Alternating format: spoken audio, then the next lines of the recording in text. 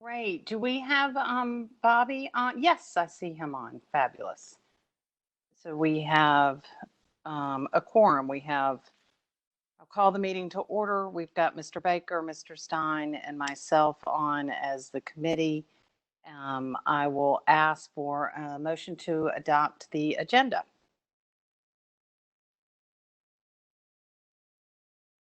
So moved. Second. All those in favor? Aye. Aye. Great, thank you. Also look to approve the minutes of the prior meeting. As we've heard from Jody in the past, even though we were not attending that meeting, we can rely on the good people at the JEA to record that meeting properly. Is there a motion to accept and approve the minutes of December 9th? Move it. Second? Bobby? Yeah, second. All those in favor? Aye. Aye. Thank you.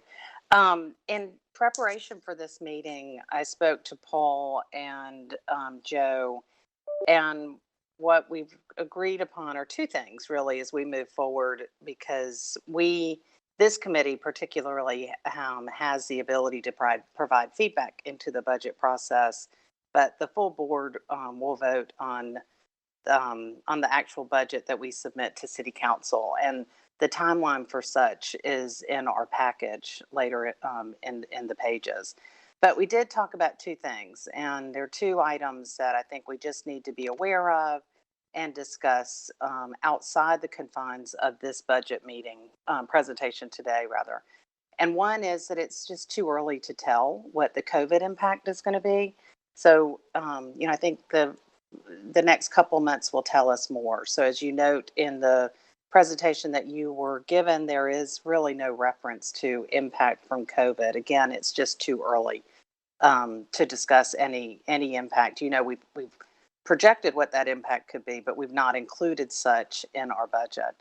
The other item is this budget has never, that I'm aware of, provided a breakout of what the JEA pay for performance or incentive plan numbers look like. And I've asked Paul to conduct a separate workshop for all of our board members to review that pay for performance plan, the history of which I think it started in 1990, including items like what was the high water mark, what caused that level of payout during those years. But just to give us a workshop as a board group, and we can discuss at that time whether it would be appropriate to change the protocol and include some type of line item budget for pay for performance on this budget, or maybe even put some other controls in place for that very important incentive plan. It's important to our rank and file, obviously. Are there any objections to those two items that we just kind of table those and discuss those at a later date? Absolutely.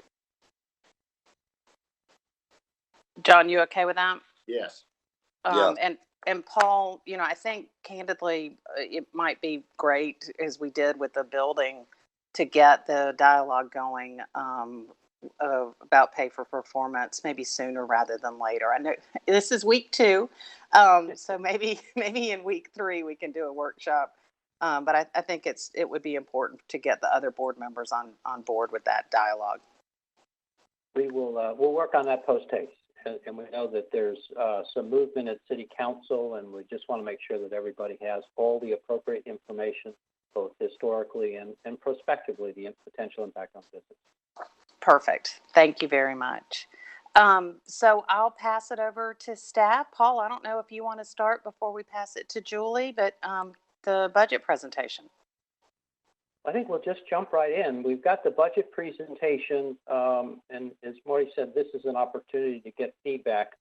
And I will offer up that while Joe and his team and others have had a lot of time to develop this, I'll just be direct. I mean, I've had a limited amount of time to really dig in and look at the numbers. I've given sort of an overview of it directionally.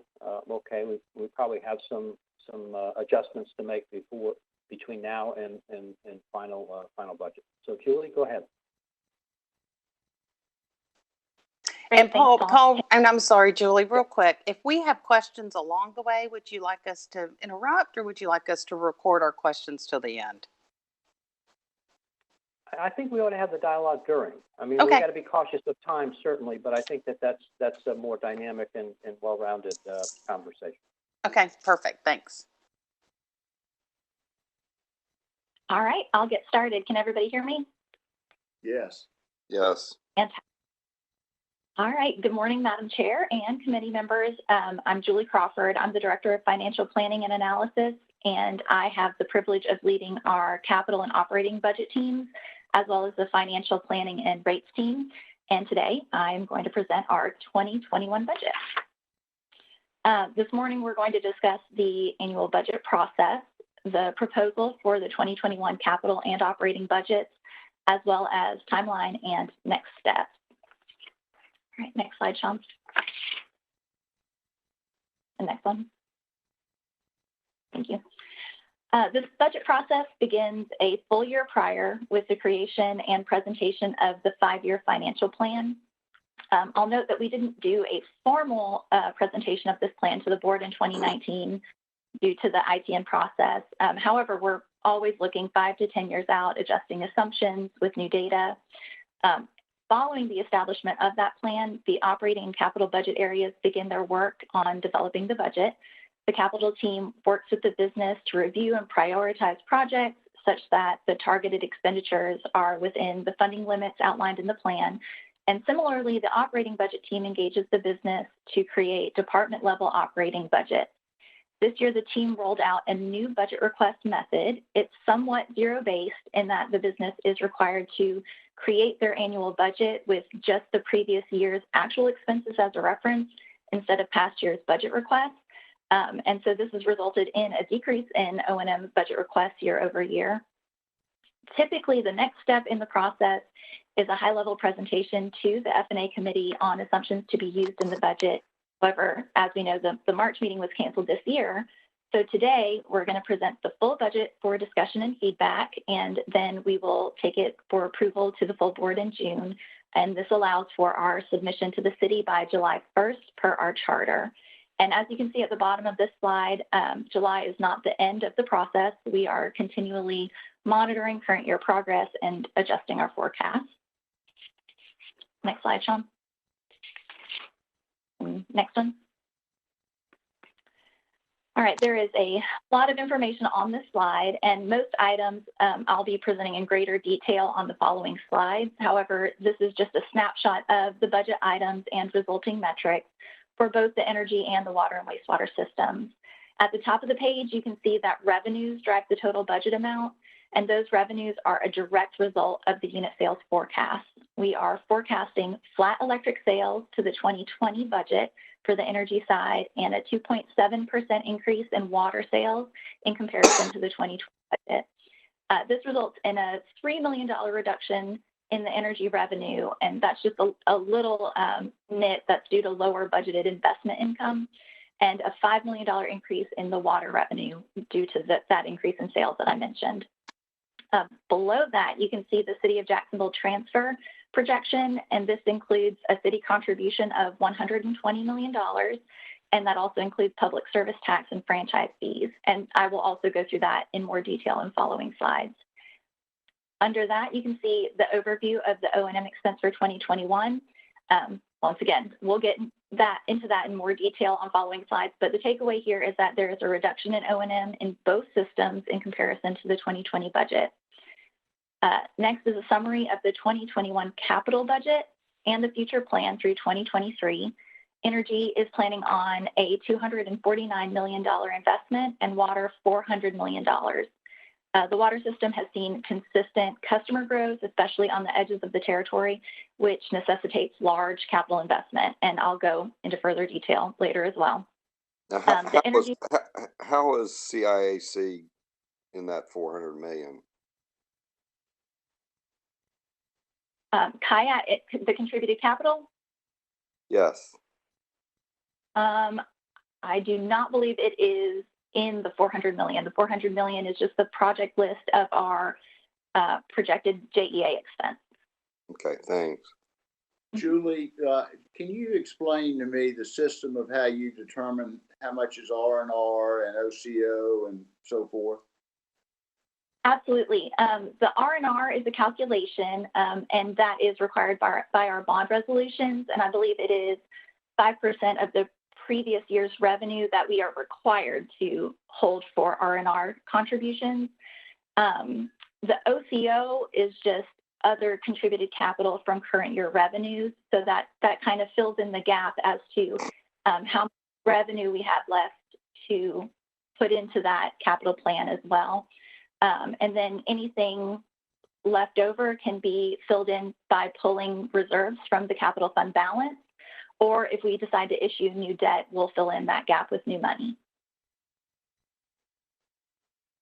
And on that chart, it has prior minus 28 million. How does that occur? So we have a capital fund that we contribute to when we have the funds available. In this year in energy, we will be putting money into that fund. So based on the budget assumptions for sales, we'll have enough revenue to contribute into that fund instead of withdrawing out to pay for the capital. Thank you. You're welcome. And on the water system, on that funding side, on the right-hand side, you can see that we're going to be utilizing pretty much every line item there for funding. It'll be current year revenues, also withdrawing from that fund using prior year capital funds, as well as new money debt in the form of either the revolving credit facility or new bond proceeds. And then looking at the bottom of the slide, this all results in excellent financial metrics, exceeding all targets that are set by our pricing policy. How do we determine whether to borrow money or raise rates? That is a great question. And I believe the main driver of that decision has to do with our balance sheet. We monitor our debt to asset ratio. On the water side, our target based on other peer utilities is usually around 50%. And we have exceeded that expectation. We are now in the 40s. So there's some room there to go out and borrow again. But once again, it's just a corporate-wide decision. We can always, if the pricing policy, we also set that metric by the pricing policy. If we want to lower that target and have a little bit of a less leveraged balance sheet, then absolutely the next step would go to raise rates. Thank you.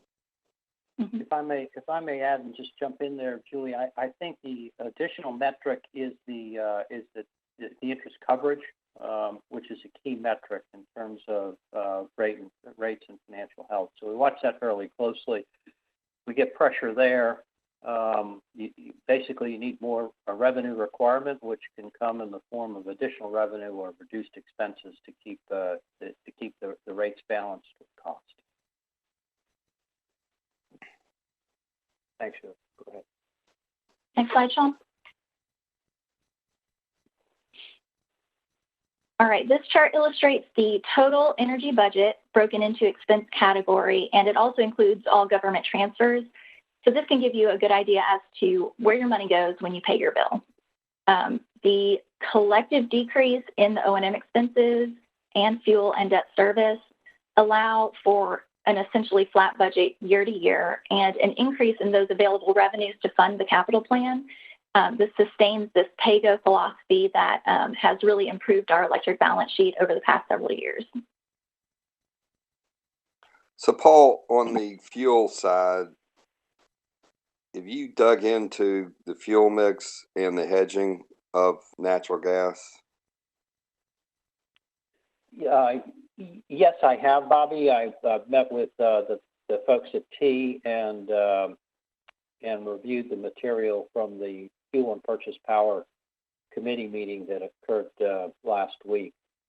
And right now the push is heavy natural gas in terms of what the market pricing is providing us, and also market purchases for electricity. Those are actually the market's priced very well for us to get to market to buy at extremely low cost there as well. I think longer term, when we look out at the hedging, we're out through, I think, believe through 23 with about half of the expected gas burn, and half has been sort of a benchmark that we've used in throughout really the last decade. Trying to think in terms of indifference, in terms of the market price. So we've got half locked in and half to market, and that's not really taking a strong position one way or the other. We've locked in a base, and we'll live with the difference in the short term, in the next couple of years, as it floats to market. So in the last 12 months, that's been very effective, because when I see the market has been lower than the hedge price, not substantially, we'll start to approach, I think, above the hedge price a little bit later in this year with the current forecast. But we're sort of averaging right around where we are in terms of the hedge price, $2.25, $2.50 per MMBTU. Yeah, I mean, long term, we've got to look at. Go ahead, Bobby. Sorry. No, go ahead. I have one comment after you. Yeah, I think long term we've got to bring that to the board in terms it's a huge item, and it has a huge impact on pricing for our customers to get a better understanding of the fuel component of the cost structure and ultimately the pricing structure for the electric business. And really going forward, the impact of bringing in the 250 megawatts of solar, the impact of Vogtle. And I think we need to have a discussion about CO2 and where we stand there with our longer term plans of fuel in terms of, again, reducing CO2 as we go forward. Made very, very significant improvements and reduction in CO2. If we look at the period from 2012 to 2022, with the expectation of solar and Vogtle coming in, a 50% reduction in CO2. We still need to get better as we go forward there. So that is a fuel component and a longer term fuel strategy. Yeah, my comment, John and Paul, is I think it'd be worth, when Paul was talking about T as the energy authority, to get a meeting to fully understand where our fuel mix is, and what our thoughts are around where we're heading. I mean, I think despite everybody's concerns, I think we have a pretty good fuel mix, but we are relying on natural gas. And I just think it'd be worth getting the thoughts of the Energy Authority in a full board meeting, is my suggestion. Good idea. Yeah, I think that makes sense, Bobby. And, Paul, at the same time, it might be a good reminder for some of us and education on others about the fuel adjustment clause that we put in, and how the mechanism and how that works and the impact to the ratepayer. Great point, Marty. Good point. Take that. Okay. All right, Julie. Well, and can All on this slide, Julie, I had a quick question. We're projecting flat FTEs, I think, later in the deck somewhere, and this represents almost a 10% increase in salaries and payroll. Can you address what is in that, or do you want me to hold that question for later? We'll get into it later, but I'll just note that increase is due to the bargaining unit step increases, as well as just general estimated increases. And when we're comparing 2020 to 2021, when we did the 2020 budget, we did not have executed bargaining unit contracts yet. So that's why there's that big difference there. Okay, thank you. All right, next slide, Sean, please.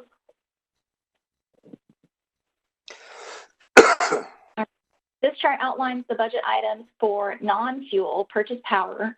These are expenses that JEA incurs for power produced by units that are not wholly owned by JEA.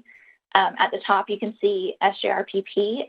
While this unit is no longer in service, JEA still has outstanding bonds on the unit. Therefore, annual debt service expenses, that R&R line that you see is just a required deposit we have to make per our bond resolution. Below that, you can see the line item for Shearer. JEA is a coal unit in Georgia that is co-owned by JEA and FPL. These budget amounts are derived from the JEA business plan. They're prorated for JEA's ownership percent. While the outage expense will be lower in 2020, the capital expenses are increasing due to the ramp up of some environmental compliance costs. And then underneath that section, you can see other. That top line is a reduction due to the expiration of a purchase power agreement JEA had with Plant Wansley. That's also a plant in Georgia.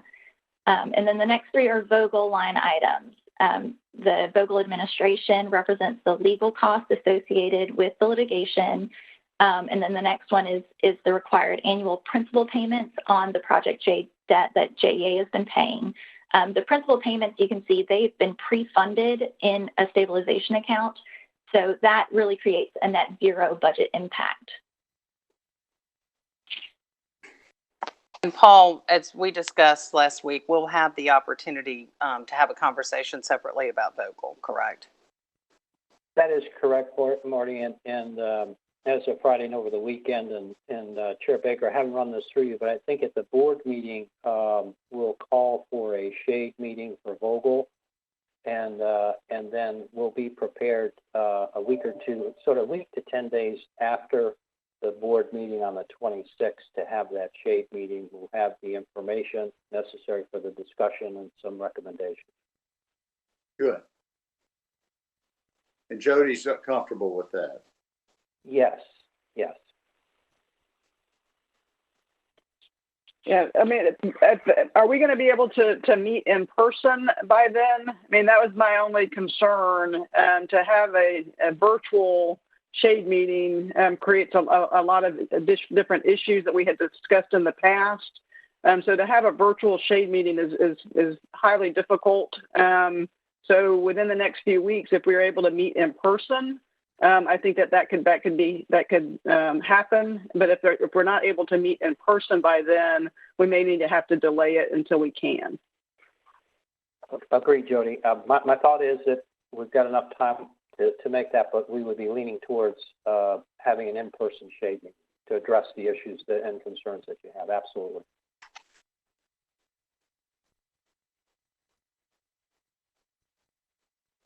All right, Sean, can you go to the next slide, please? Thank you. All right, this chart is just like the one we saw for energy. It breaks down our budget items and government transfers so you can get an idea of where your money goes when you pay that bill. The increase in revenues due to sales combined with the $13 million reduction in debt service provides room for a pretty substantial increase in the current year funding for the large capital plan that we discussed previously. All right, next slide, Sean. All right, the 2021 budgeted labor expenses are up overall 2%. This is due to a 10% increase in the payroll expense, offset by a 30% reduction in benefits. You can see noted at the bottom, the payroll increase is due to the bargaining unit step increases like we talked about before, estimated general increases, and that comparison of the 2020 budget before we had those bargaining unit contracts executed. The reduction in benefit is almost entirely due to the elimination of the placeholder we had in the 2020 budget for long-term compensation. So that was $15 million of a placeholder that is not in the 2021 budget, and that's why you see that reduction in benefits. Julie, I don't understand. The chart shows 3.5% or 3% increases, and then but the payroll expense is 10.2%. So it doesn't look like it's the contract that's driving the increase. It's something else. So in the 2020 budget, those 3% that you see in fiscal year 2020 that is happening, those were not in the budget yet. So really you're getting a compounding effect of those increases actually happening in 2020 and then increases on top of that happening in 2021 that we did not have in that 2020 budget. But I can dig in a little bit further if you'd like me to get you more detail on exactly where that 10% lies. I would like that. Yeah, I'd like that too. That's been one of my questions. So yes, thank you.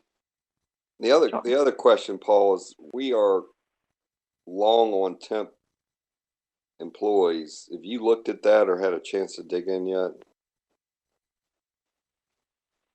I've looked at the total number, and we have two issues, not issues, but in terms of two groups in particular. We've got a fairly large number in the customer group, call center and other customer managed activities. And part of that was just a strategy towards a staffing strategy to move towards long-term temporaries, and then subsequent to that, I believe, move some of them into over time permanent JEA employees. So I think that's an operating strategy, and that inflates the numbers a little bit. On the other side, we've got a number of people that are involved in some of these capital projects in terms of some staffing. The number, I think, is a little high, Bobby, and we've got to work to get that down.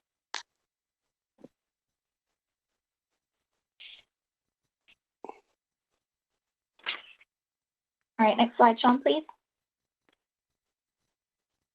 All right, this chart illustrates government transfer history as well as projected transfers for 20 and 21. For 2021, the city contribution will be $120 million. Total transfers to the city, $249 million.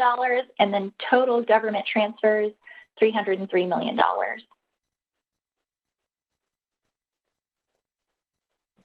right, next slide, please. All right, the following slides reflect the energy system operating and capital budgets. We'll go through the slides as they're presented to the city, and then we can get into further detail as we go along. As you can see, our fuel expenses are set to equal our fuel revenues, as the fuel charge is a pass-through, and the Stabilization Fund acts to reconcile any of those differences. Base revenues reflect sales, which, like we discussed, are flat. And we will get into more detail on the operating expenses, specifically the O&M, in further slides. Next, please.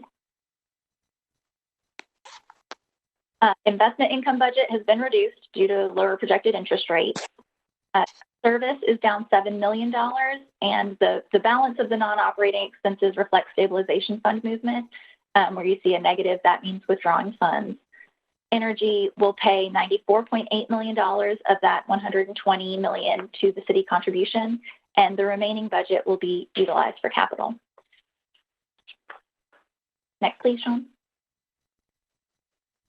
And as we talked about in previous slides, the 2021 capital plan for the energy system is $249 million, and there's several slides on that as we get into it. Next, please. All right, the 2021 fuel budget is $411 million, and it is by far the largest energy expense, which is why fuel diversity is so important, as was mentioned before. This slide shows our fuel history and the progress we've made throughout the years to diversify. Our 2021 budget includes coal, petcoke, renewable energy, gas, and purchase power. And that has the solar units online, the additional solar units online? Yes, sir. I don't believe it has all of them online. I believe some of them go into 2022, but yes, sir, it does. Okay, Is that purchase power? No. The solar is the new units that we'll be bringing online this year, right? I mean, in 2021, right? That's correct. 2021. Go ahead, Julie. And that's under the renewables slice. Okay. And we're taking down the percent of gas for what reason? So when we are doing the budget, instead of a current year forecast, we typically assume all of our solid fuel units are going to run and that we're not replacing them with purchase power. When we get closer to that commitment decision, we have a clearer picture. So at that point, the system's optimized. So for example, in 20, Northside and Shearer, the Northside CFDs and Shearer 4 were decommitted for a short period of time because of economics, and that was not anticipated in the budget. So while it is a lower percent for the budget, when we get to the actual decision making, it could possibly be a higher percent. Thank you. So we're anticipating the price, presumably, because we're increasing the percentage, the price of pet coke to come down and make the economics more sense. Because I was surprised to see that we're growing pet coke use back to almost 2007 levels. So while I don't know exactly the trajectory of the price, I think typically we assume a flatter price projection for those solid fuels, more dependable. And then as we get into determining the economics, as you see in 2020, gas won out a lot more often. And so I do, who knows, maybe that being the same story for 2021. Okay, Paul, we can just add that into the fuel conversation with the Energy Authority. Absolutely. This is Karen Anders. I will note that pet coke prices have dropped dramatically, so that is a true statement. But the other thing I think we got to be cautious on pet coke is the supply, and Paul and I have talked about it a little bit. But there is a supply concern coming out of Colombia. So I think it's something that, when we get this update, we should have a strategy for pet coke. Yeah, I agree, because we lived through the supply issue once before. I don't believe our pet coke comes from Colombia. Our coal was mainly coming from Colombia. No, you've got pet coke coming from Colombia. Yeah. So what we'll do, and I Our haven't pet coke comes from the Gulf. Let me, Bobby, I'm going to follow up with Karen on that today. Yeah. And we do have some pressure in terms of the solid fuel, but they've deployed some strategies, certainly in the short run, that I think are economic for us. But we're going to roll this into the full discussion and presentation to the board, including the conversation we had on pet coke. And I'll give you an update or briefing, midweek, but we'll bring that back into the whole conversation with T and really our fuel strategy. Thanks, Paul. All right, next slide, please, Sean. All right, our fuel expenses are collected through the fuel charge. It's a separate line item on your electric bill. Currently, the rate is $32.50 per megawatt hour, and we are budgeting 2021 with no change to the rate. Currently, our projected fuel expenses are lower than the budgeted revenues, which will increase that fuel stabilization fund. Our pricing policy outlines that the target amount for this fund is 15% of the highest fiscal year fuel expense for the past 5 years. Our 2021 fuel expense forecast currently results in overfunding at 25%. You can see that over on the right-hand side. Should the forecast remain low, and really who knows, but if it does, this would afford an opportunity to discuss lowering the fuel charge. All right, next slide, please, Sean. All right, as we've seen on previous slides, the fiscal year 2021 O&M budget is $254 million, which is a 6% reduction year over year. Removal of the long-term compensation placeholder more than makes up the increase to salaries, which are, once again, due to bargaining unit contract increases and estimates for general expenses. Our work is projected to be substantially less. Our capitalized work is anticipated to be more. And in fiscal year 2021, we will retain funding for succession planning, for enterprise asset management, and the 5-to-5 Innovation Incentive Program, as illustrated on the left-hand side.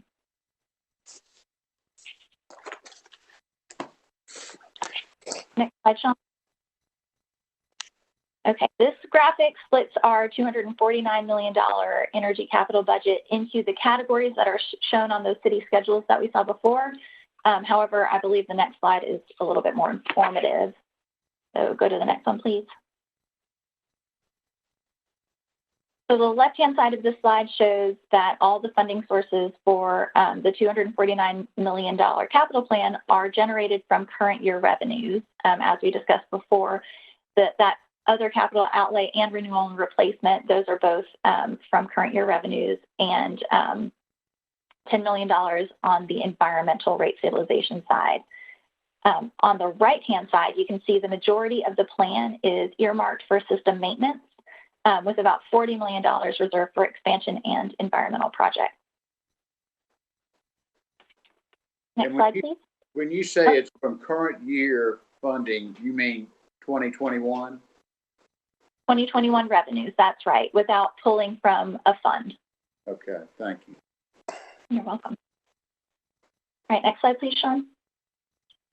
All right, to summarize, that $249 million plan will require no new debt. And this is comparable to a $261 million 2020 budget, of which the current forecast is $237 million. And key projects to note in the 2021 budget are the 69 kV line rebuild, our new headquarters, and a new substation. And I'll note that further on in this presentation, there's a supplemental schedule with every project, should you want to dig in even further. Next slide, please. All right, these are the resulting metrics based on the proposed budget. Those top 4 boxes reflect the decrease in debt service, which results in a slightly improved debt service coverage metric at 4.3 times. The debt to asset ratio is projected to drop to 54.9%, which is nearing that peer target of 50%. Still not there, but we're getting closer. The percent of variable rate debt is higher, and that's due to some early debt retirement that we've done on fixed rate bonds. So it's bumped that percentage up a little bit. And our days of liquidity is down just barely, just slightly, pretty much flat. This brings up a question that's just, Paul, we have sub debt, and I don't understand why we have sub debt in, our balance sheet, but it brings up trying to come up with a strategy, Marty, John, and Paul on, bond rating agency, what is the strategy there? What is the strategy to clean up some of the debt that we have, and what's the strategy around, fixing some more of our debt and refinancing some of our debt at these rates? It's just a question. And it might be too early, Paul, for you to come up with thoughts, or John. We had asked Joe to kind of get into that a little bit on the later with the municipal capital markets update and talk about mix and strategy and price points. Okay. Exactly right. I mean, right now we'd be crazy not to take a look at that and make sure that we're following what current market opportunities are.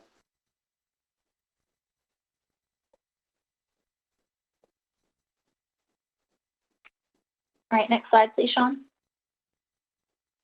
All right, the following slides after this one reflects the water wastewater system operating capital budget, and this is in the form as is presented to the city as well.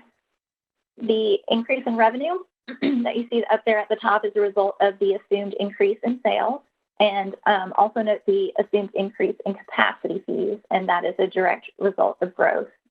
We'll get into more detail on the operating expenses, specifically O&M, and as an energy, that investment income has been reduced just based on interest rate expectations. Julie, next slide, please. Looking at yes. Going back to the 2020 forecast for revenues, why is it so much higher than our budget? And other revenue seems to be driving it. So that is just how the mechanics of what we have to do when we pay down debt early. So there is an offset that you will see lower down probably in the debt service line. In 2020, we did some early debt retirement. And so to utilize those funds to pay down the debt, we have to have an offsetting revenues. It's just that balanced budget So that goes into that other revenue line to offset that debt pay down. Okay, thanks. You're welcome. Thank you. That was one of the questions I had. All right, so debt service is down $13 million, and the city contribution will be $26.5 million from the water side, with the remaining budget utilized for capital. Okay, next slide, please. And as mentioned in the beginning of the presentation, the 2021 capital plan is $400 million, and we will get more into that in future slides. Next slide, please. The O&M budget for water wastewater is $179.5 million, which is a 1% reduction year over year. As in energy, the removal of the long-term compensation placeholder makes up the increase to salaries that are due to the bargaining unit contract increases and estimated general increases. You can see some of the larger line items included on the left, the largest relating to succession planning and also storm generators and pumps. Julie, it's my understanding that we increased the bargaining unit's pay because of the COVID issue, that when people come out to work, they get a bonus for working under these conditions. Is that included in these numbers? It is not. So there are no assumptions for COVID based into this budget, and we certainly need to dig into that as to what we anticipate the impact to be for the next fiscal year. I can't make a guess. I would assume a lot of those differences will occur in this fiscal year. However, certainly, I'm sure some will bleed over through October. And John, that really impacts on so many different sides, because we've got potentially more charge-offs, we've got revenue changes. So that's why I addressed early on. We'll start getting COVID reports as we move forward. The specific increase in pay, sunset was under a memorandum of agreement with the bargaining units. It sunsets on May 31st, so it'll be behind us at that point in time. Okay, good. Thank you, Paul. All right, next slide, Sean, please. Once again, this graphic splits our capital budget into the categories that are shown on the city schedule. However, we'll just go straight to the next one. All right, on the left-hand side, you can see the different funding sources for that $400 million. The majority of funds will come from current year revenues and with some withdrawal from our capital fund. And then you can see the $150 million of new money from either the revolving credit facility or new bond proceeds. And this amount will most likely vary once we get to 2021, depending on revenue available for capital, which is dependent on sales, and also our project execution. On the right-hand side. Yeah, my question, Paul, have you had a chance to really review all these capital plans for 2021? Not all of them, Bobby. There's about 5 or 6 or 7 that have come to big ones. So I'm working my way down the list from the largest. I'm going to try to get to the projects that comprise the top 50% of capital spend, and that's about 25 or 30 projects in each system. There's a couple will slow down or stop. I think I would just as an initial observation on the system expansion, the $169 million. That one gives me a little concern. We've got, Kelly, I think it's 3 wastewater facilities in the plan and significant expansion.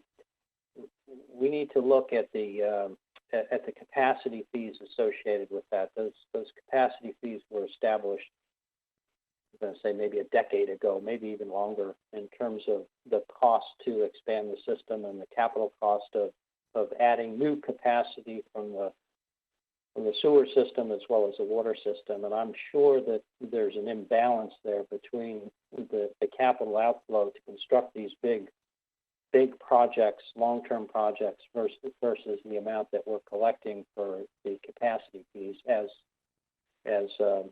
subdivisions and others connect to the system. So we'll be looking at that as well. But I've got that this week. We should be able to get to the top 50% of capital spend. I should be able to.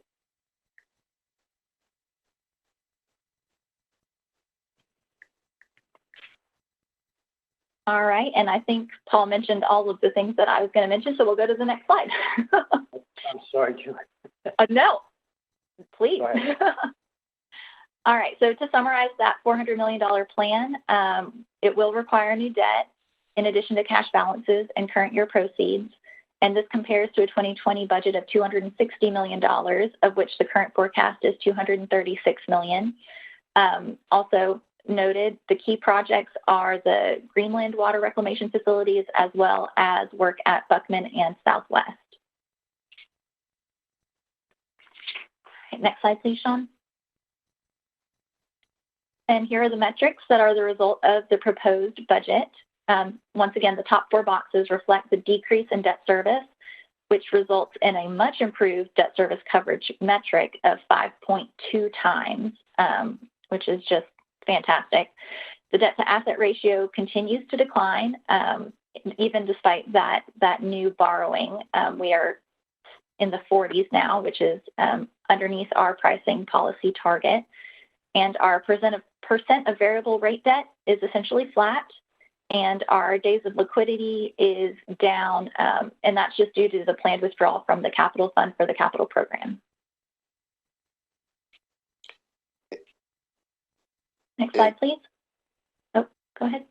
No, I was going to get into Buckman and Southland. Is there? I mean, what exactly are those projects? I will defer to Dave on that.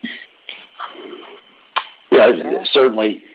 Yes, sir. Yes, Buckman is essentially a complete rebuild of our biosolids handling process. The building it actually still has the incinerators in it. It doesn't meet code. We have a single source of failure in our dryer. We make pellets today, fertilizer. Yeah. And this is for, I'm sorry? No, I was saying, yes. Oh, okay.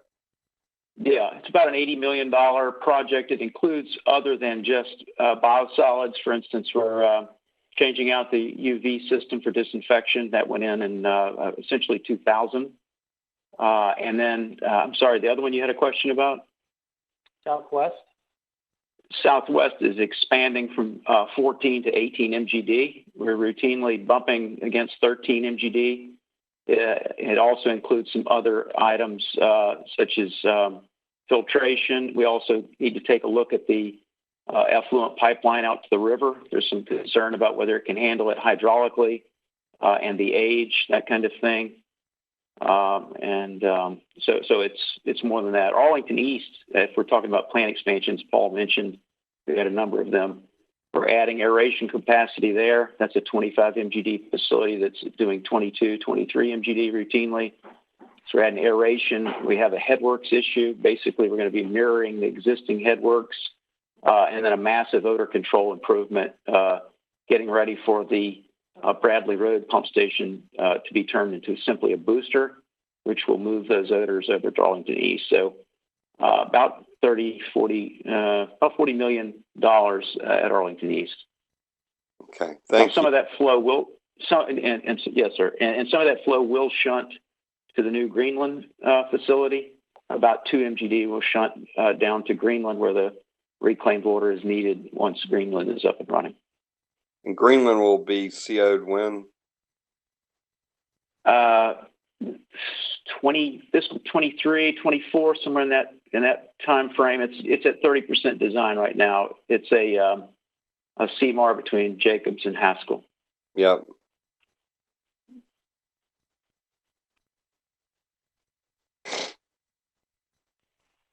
All right, Just as a point of reference, sorry, Julie, just as a point of reference, our Blacksford plant, it's a 6 MGD facility. I just checked this morning. They're running at 4.8 MGD. So we, unless COVID really changes the market, the growth is certainly continuing down that way.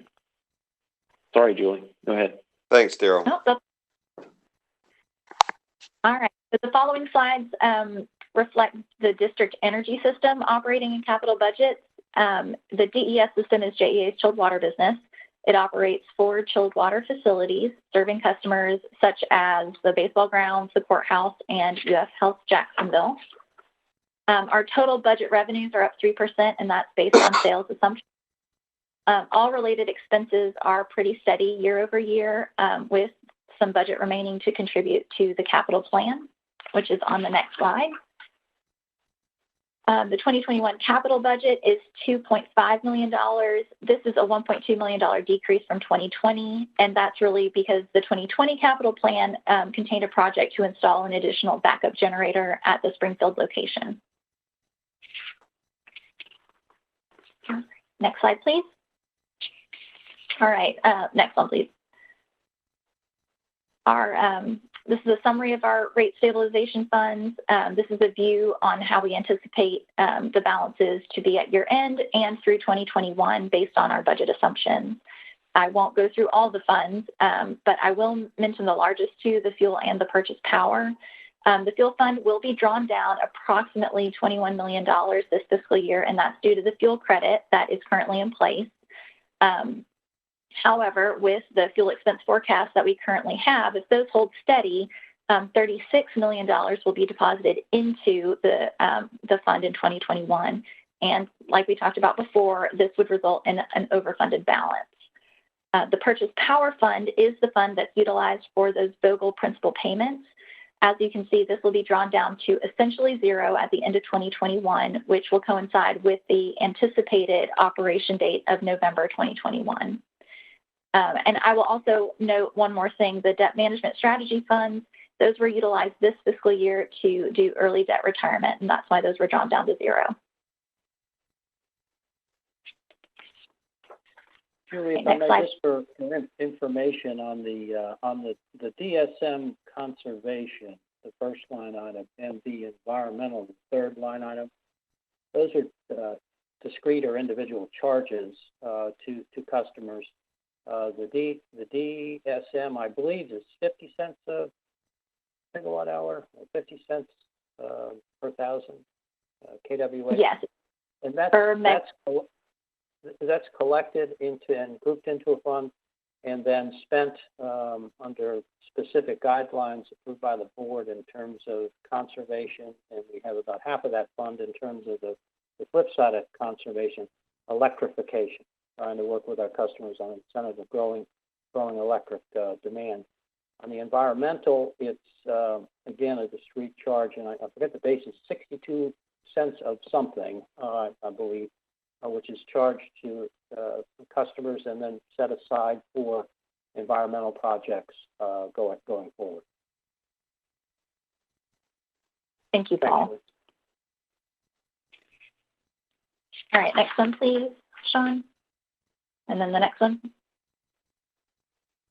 All right, in front of you is the timeline for budget implementation going forward. So following the presentation today, it will be brought for approval at the June board meeting, and that is essentially to hit that July 1st deadline for our submission to the city.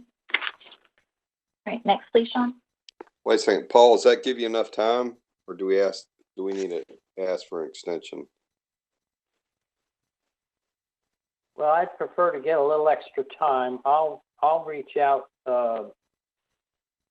starting with the council president, and Jody, maybe we can look at with Jason and see what we have in the charter, et cetera.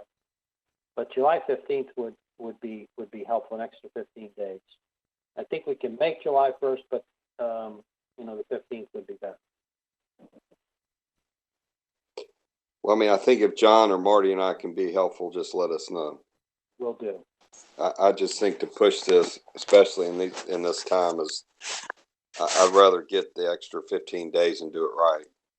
Especially if that gives you time to really dig into some of the capital projects. Absolutely. And then we'll have a better feel. I mean, the COVID impact is going to be week by week or day by day, week by week in terms of better understanding of the impact. John, what are your thoughts there? I think that makes perfect sense, and especially with the COVID impacts being so important,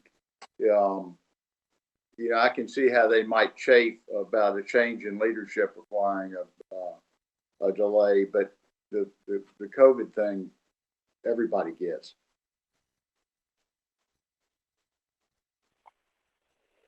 I'll just have to look at the provisions and the city's requirements for the budget to be sent there by July 1st, and how to go about trying to get it extended to the 15th. I'll have that on my list to do. Perfect. Thanks, Jody. All right, so we are to the action item slide. Following the committee's feedback and direction, we will prepare the budget package for your approval in June, for the full board approval in June, and then we will continue to communicate with the council auditor, and at direction, we'll begin communicating with other key stakeholders. And that concludes my portion of the presentation. Like I said, the supplemental schedules contain all of the capital projects should you want to dig in and look at those. And I am happy to answer any questions. Julie, thank you so much. Marty, thank you. Could we get just a separate breakout of legal fees in 20 and 21 and SG&A expense in 20 and 21? Absolutely. And Paul, I think, whatever we take to the council, it would be really good for us to include the proposed incentive comp bonus plan. Agreed.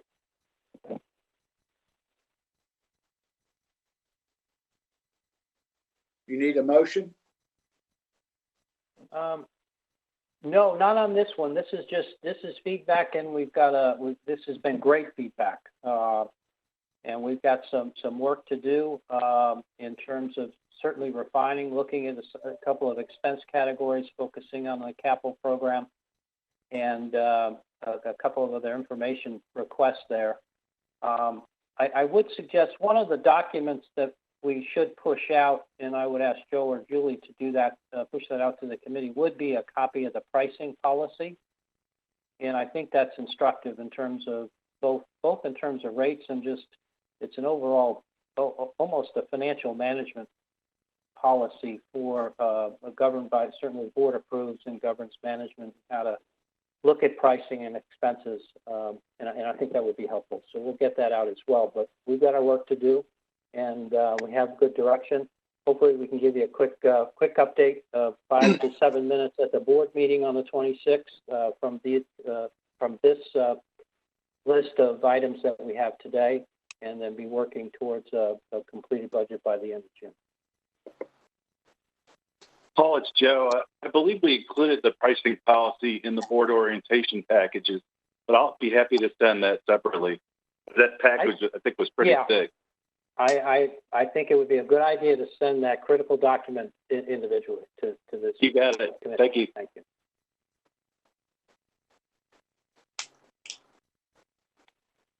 Julie, one thing I did forget, and I was Julie. I did not introduce Julie appropriately. Julie, we were lucky to have Julie work for us.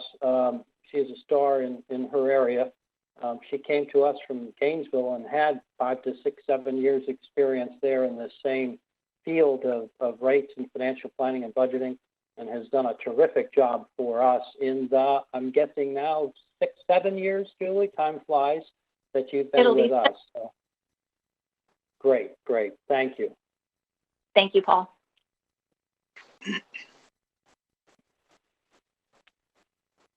Marty, I think that's it. We're have the agenda. Let's put that back up. Who's next? It's me, Paul. Good morning. Oh. Can everybody? Good morning. Sean, I guess we'll jump over to slide number 71, if you please. Let me introduce myself. My name is Steve Tootin. I'm the Director of Audit Services for JEA. If you look at slide 71 real quick, there are actually 3 groups, 11 of us in total. Forensic audit and investigations. I think you've already been introduced to the work of enterprise risk management and internal audits. I'll run real quickly through some of the highlights of recent work going on in that group. I'll start also Chairwoman Lanahan, Chairman Baker, Mr. Stein, on behalf of the Audit Services Group, we look forward to working with you. Let's go ahead and jump over to Sean, if you please, to slide 73. Real quick, starting with forensic audit investigations. Julie Moore is the manager there. Right now it's a team of 2. We've got a recruitment open for a 3rd member. We actually use a independently hosted hotline. As I mentioned here, it's a best-in-class ethics compliance software solution. We've been using it at about 15 years. And more recently, the reporting volume has trended below our historic averages. About 5 years ago, y'all familiar with kind of what's going on in the city, they brought back the Office of Inspector General. Since that date, we actually collaborate with them, and they actually have right of first refusal to investigate any fraud, waste, or abuse cases. So we forward those to them initially. Usually we collaborate with the OIG, work together on the relationship's been working well. Probably the only thing there is the cases don't clear the finish line quite as quickly as if we were doing them ourselves, but we do have a good working relationship there. Next slide, please. Okay, these next couple slides is give some quick statistics of what we actually have been doing recently. This is actually because we didn't have a meeting in March, covers the 1st and 2nd quarter, the cases that were both, we started with, that opened and that closed. Obviously, cases that are open, we can't speak to in many detail. The categories there are the ones we use via NAVEX Global high-level categories. You can see the distribution across the 4 categories listed here. The next couple pages actually address the closed cases, 8 in total. Actually, in some cases, it's because 2 employees were involved. We list 2 case numbers, but you can see the quick summary there of what was the initial allegation and what the investigative results were. And I think that's it. Any questions on the forensic audit investigations area? Well, I'll move quickly over to ERM, and I think at the y'all had the initial sort of exposure to where we are with ERM within JEA at the April 28th board meeting, where the top 12 risks that are addressed internally are they were listed and presented. Actually, on page 78, we actually give the heat map scoring. The color coding there, I think, is very typical of what most companies that have a ERM discipline use, is obviously going from a soft green to a deeper red based on the criticality, using the impact times the likelihood. And we also, in that box at the top, give some additional criteria that are used to help quantify that and get to the scoring accordingly. And then the following pages, again, following up on the April 28th board meeting, again on page 79, we actually list those top risks. And then the following pages, we go into some detail on what the criteria is for each of those 12 risks. And certainly, if you have any questions, we can stop and talk about those in detail. I think the good news is we have most of the subject matter experts on the call here today if you have any questions regarding those. Anything in the ERM world? Okay, then we'll turn to internal audit.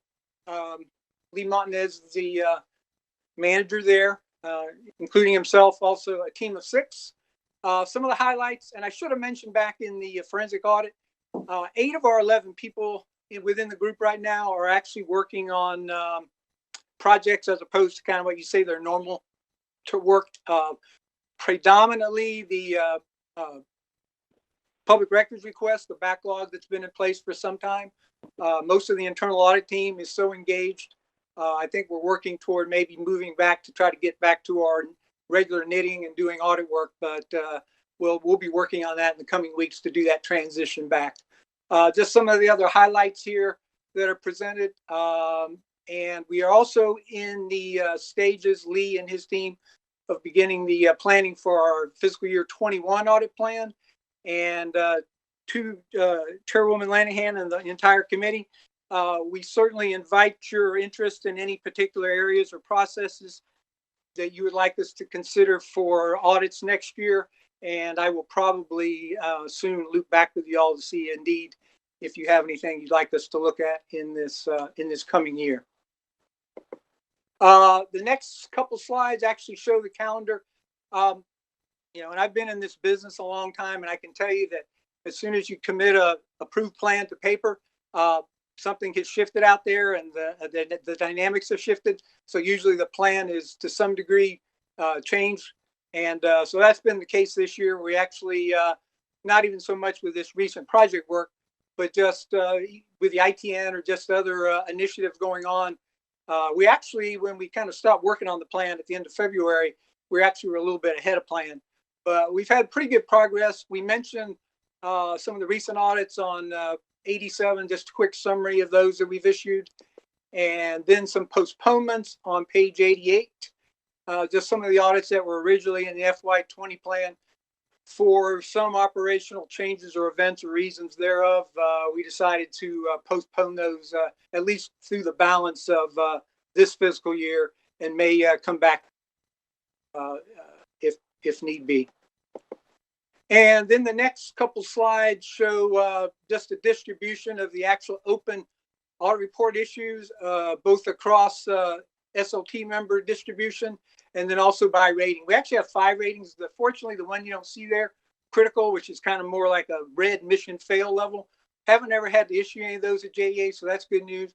We do have 4 major, which are summarized on the following page, and then we have the significant, moderate, and 1 nominal. And that is it. That is kind of quickly what we're all about. And again, like I say, probably as we move into the planning season for fiscal year 21, we do certainly, Chairwoman Lanahan, the full committee, we do invite your thoughts and opinions on things we can work on behalf of the full board's or the committee's interest. If no one has any questions, I thank you all for your time and consideration. Steve, how would you rate the management's reactions to your reports? Do you get great cooperation, pretty good cooperation? How would you say? I think, you know, like I say, I've been in this, I think at JEA, I think we are accorded much respect, and it's given due consideration, and people take our recommendations seriously. Obviously, like any good audit client, they reserve the right to push back, and we are very, you know, good at, you know, negotiating on you know, issues and ratings and so forth. But yes, sir, I think that the management does a wonderful job of cooperating and trying to get the each issue mitigated and satisfactorily cleared. And if it was not being done, what's your, do you go to the CEO or do you go to the board? Yeah, typically, if once in a while we might have some maybe get a little bit of a stall on a particular issue, we tend to be respectful. We're respectful of the chain of command. We'll go to the SLT member. That usually takes care of it. You know, if for some reason it never did, we would go to Paul, certainly. But that typically the SLT member is good at looping back with their team and saying, we need to take care of this. Thank you. Yes, sir. And I'm sorry, guys. This is Marty. I'm in a different part of the state, and there's a horrible storm, and I lost all connectivity. So I'm back now, but just by phone.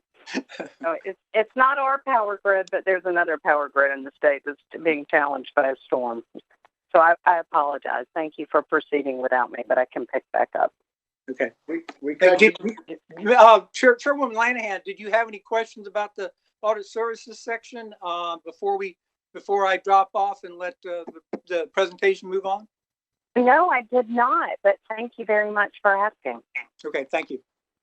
If I could just jump in and to Chair Baker's comment, certainly in this committee, historically, at the bottom section there, as we close out, there is an opportunity for the audit director to speak with the Finance and Audit Committee directly.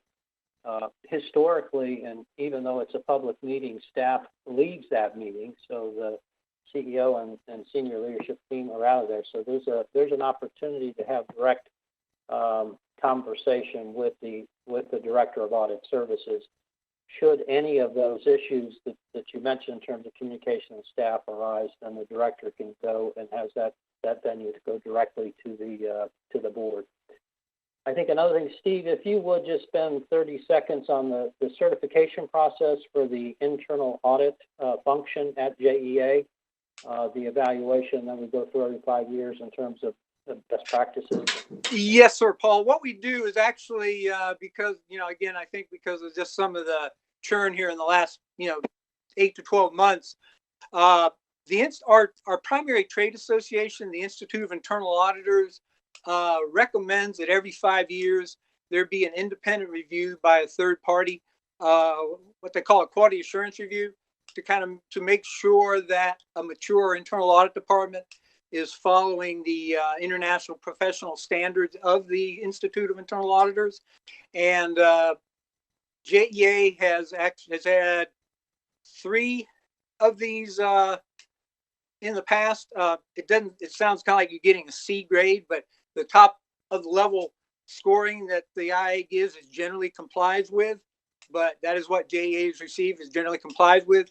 We had planned to do ours for FY20 right about this time, but we said, because one of the big part of that process is to have is for the independent reviewers to have engagement with the board and the executive management, and so we figured allow everybody, the board and management, to get some traction, get on board, kind of get settled in.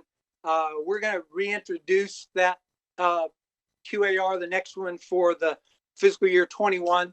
So we will let you know probably at the August meeting how we're going to calendar that for next year. But again, good story there historically. We've gotten the highest rating all 3 times. Thanks, Steve. Yes, sir. And I think Joe or Willetta?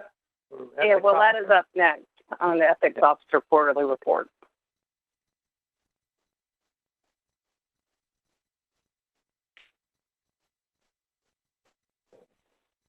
Willetta?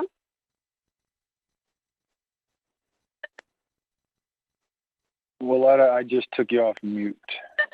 Okay. You can hear me now? We hear you. All Yes, right, ma'am. great. All right. Good morning, Madam Chair and board members. I am Willette Sanford, and I am your ethics officer. Next slide, Sean. First slide. Thank you. The ethics office is under the city ordinance back in 2011. Each of the independent agencies are required to have an ethics officer to represent them on ethics matters. And so I was assigned back in 2011 to serve as JEA's ethics officer. So the first slide here is just to kind of highlight some of my roles and responsibilities, working with board members, senior management, and employees to address any ethics issues, and also around education and training. Assist with the receipt of ethics, fraud, waste, and corruption complaints. As Steve mentioned earlier, all of those are currently handled over with the Office of Inspector General for fraud, waste, and theft. However, if they have questions as they relate to JEA, I'm here as a resource to work with them. And then I also work closely with Carla Miller's team as well. Ensure that all of our company policies and procedures are followed based on regulatory rules around city, state, and federal level. I developed JEA's code of conduct that all employees are required to follow, and respond to all ethics inquiries, whether they're internal or external. I oversee ethics representatives, which are appointed by a senior leadership team, which are management employees. It's approximately 12 of them that I work with if there is an issue within a specific department. For example, if it's an issue in the water department, I may not be familiar with that process. So I have a representative in that area that I can reach out to assist me. And then lastly, I participate as part of the JEA representative on the citywide ethics coordination council, which is managed by Carla Miller, and we meet typically quarterly. Next slide, Sean. The next slide is just a reflection of the cases that I handle annually. As you can see, there has been an increase over the years. Back in FY18, my position became a full-time position.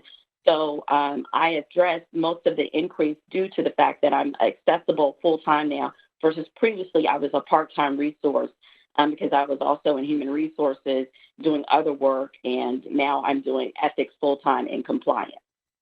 So year to date, I'm at 42 cases, and these cases come in either people coming to see me or inquiries that come directly from employees or outside organizations or customers that have questions around something ethical going on at JEA.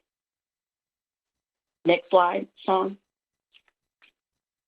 The next slide is just a breakdown of the different categories of the type of inquiries that I received for the past 3 years. As you can see, this year currently, the largest number are around gifts.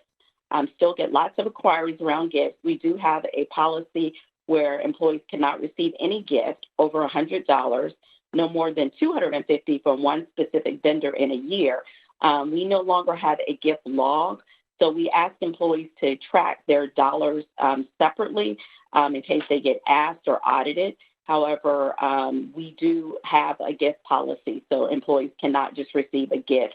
There are guidelines around that. So I do get inquiries on that as well. Miscellaneous is the second highest, and I gave you a couple examples there of what miscellaneous items may be. It may be around a policy interpretation, inquire around the hotline, and how does it work? Is it safe to use? So those types of things, and what happens if I do call the hotline? And then lastly, in items that may get donated to JEA, I get inquiries, are those things we can accept or not accept based on city ordinance or guidelines. Next slide. The next slide is just some reporting categories. As you can see, there's 3 different inquiries. This is fairly new that I started tracking late last year, but the number one way I receive most of my inquiries are typically through email. And a lot of that is because employees send additional documentation. For example, if it's a conference, they may send me a link to the actual conference so I can see exactly what's being covered, especially if a vendor is asking to pay for a portion of that conference fee for one of our employees. So most of my inquiries are email, and then second are phone calls where employees will contact me or someone outside the organization will contact me via phone. So those are the different avenues in terms of resources of how I receive information. Next slide. The next slide is just an update on the training and education that I provide. The first slide is just a snapshot of my results from 2019, since it's our first F&A case. I want to just kind of share some of that with you. And then to the right of that is an actual document, the poster that I received from Carla Miller's team, the Ethics Coordination Council, that was given out to all the agencies where we were asked to make sure we educate our employees on the various categories. So what I do is quarterly put out a different topic. And so this past quarter, for the month of May, last week actually, we highlighted hiring or promoting relatives. So a communication goes out to all employees on that topic, and then I get inquiries if there are additional questions. I get feedback if it was a great article or if they'd like to see something different. I'm happy to say that we have highlighted everything on this sheet except for one, and that's travel paid by third party, and that will be submitted out to everyone for next quarter, and then we'll end this list of items and begin new topics starting in the new fiscal year. Next slide, Sean. And then overall, some of the things that I'm working on in terms of oversight responsibilities, we put out an annual training each year. Typically, it's in March, and it is sent to all employees that are required. All full-time employees of JEA are required to take this training. This year, it was sent out to approximately 1,900 employees that received the training. I'm pleased to say, as of today, we're at 99% complete. We do have a small portion of our employees, about 3%, that have not completed it because they're either out on military leave or medical leave. And then we have about 33 employees right now that I'm following up on that emails went to managers and directors. Due to COVID-19, I want to be very sensitive to establishing a deadline. So I'm looking at sometime in June that I will be definitely following up to make sure that everyone gets through the training. But I'm very confident that by the end of June, we will have those 33 additional employees complete the training. Next is secondary employment review. I did a review this year on different secondary employment. As some of you may be aware of, we ask our employees to disclose their secondary employment, and it has to be approved by their director and myself. So I do a random audit just to make sure that none of those secondary employment and places that employees may be working conflict with any of our current vendors or consultants that we're working with. So that was audited this year. I also did one an environmental contractor audit where we had about 6 companies that were being run by individuals that had the same name as our employees. So I wanted to make sure there was no conflict there. And those were all cleared. And then, as Steve mentioned, I also am assisting with public records requests. So I've been assigned that as a special project to help with some of the backlog on that as well. So that's the end of my information. Are there any questions? Willetta, did you get much? Oh, sorry. Go ahead, John. Willetta, did you get much activity having to do with the sale of JEA or the PUP? Not a whole lot initially. As information was coming out in the media, I was getting emails and recommendations from employees with some concerns, yes. And John, what I was going to say is the numbers seem awfully low given the situation that we addressed as a board during our first board meeting. And I just wonder, it's so important what you do, especially if you look at your charter. Trust and confidence from employees, customers, and shareholders is that's a tall bar to chin. I just wonder, John, if we could, circle back to that notion that we had at the beginning, our first meeting of a listening tour and getting out and talking to folks, because I just would have expected the numbers to be a little bit higher given what we've been going through. That's a good point. I would agree. I think there is there was a lot of concern, I think, from employees on trust, as you mentioned. I was happy to see that when Paul came on board, one of the things he mentioned was getting back to focus on ethics and trying to ensure that we elevate the ethical culture at JEA. So I think a lot of it has to do with trust and the morale of the employees, especially during the sale process. So I think it is going to take some time for employees to kind of refocus. After the training that we did, I did put out a survey, and probably about 13% of the employees responded to the survey.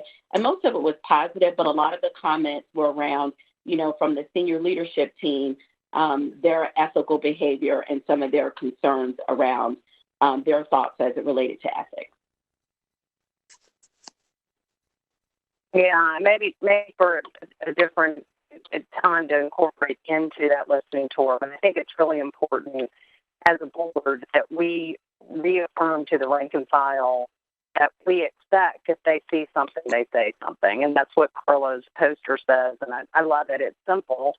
But, again, I just wonder if people are observing things and they're not saying anything. And it may be because they just felt it was going on deaf ears. And I think it's important that the rank and file understand that there are different ears listening now. Absolutely. But I think, I'd love to get Paul's reaction on that. I think there are a couple of things. I sense that there was an extreme fear of retaliation. And so that's just an observation. I will continue to work, and I've worked with Willette and Carla in crafting out the first step in discussions with the management, both the senior and the extended leadership team, regarding the higher calling and the requirement for higher ethical standards. And we're going to start with, basically I'm going to ask people to sign up and sign a certificate to that effect, but then follow it up and we'll craft some language just at the senior and extended leadership team in terms of ethical standards, behaviors, and expectations, but really work through that in a smart and deliberate way over the next couple of months here. And we've got to do it in an open and fairly and high profile way for the rest of the organization to understand. A cornerstone of that will be the from my perspective, zero tolerance for retaliation. And we've got to make sure that we've got open and honest communication throughout the entire organization. There's tales, real or perceived, of surveillance of employees' activities, et cetera, both public and private, and that's just got to be cleared up. And I think the strongest way is at least a signature, a commitment from the members of management that we're going to move forward and that we're going to sign up for, a new day of ethical standards, as well as commit to a number of hours here going over the next few months in terms of training and development in that area. Thank you, Paul. Yeah, that's great, Paul. Thank you. Any other questions for Willette?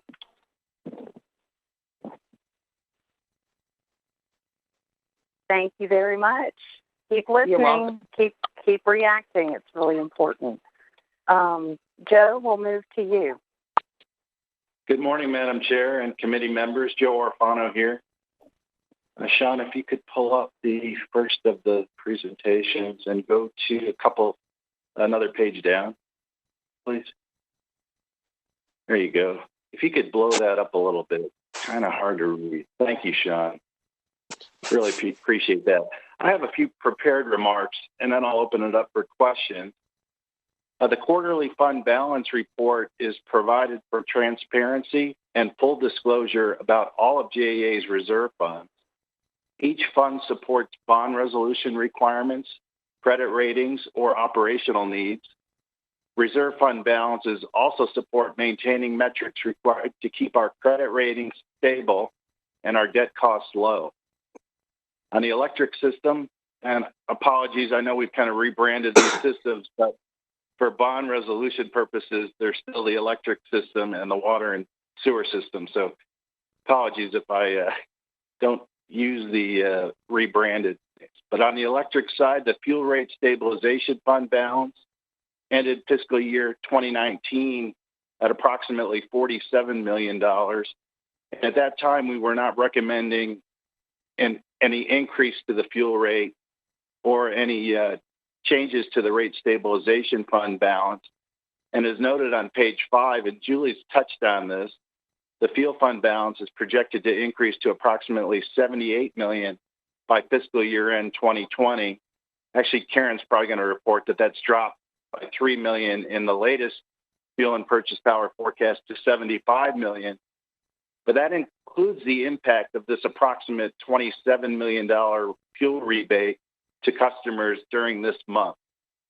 So again, we're comfortably above the target, and reminding you that the target is approximately $68 million, which is 15% of the highest fuel spend over the last 5 fiscal years. Julie also commented on the use of the debt management strategy rate stabilization funds in each system. In electric, we use $30 million in part for our phase 2 of the defeasance plan last October. We just deemed that having this money sitting around to cover variable rate increases was a use of cash that just wasn't optimal for JEA. So we elected to terminate, and this committee approved the change in the pricing policy last summer to terminate these 2 debt management strategy funds. So we used $30 million, and I'll comment on water in a minute.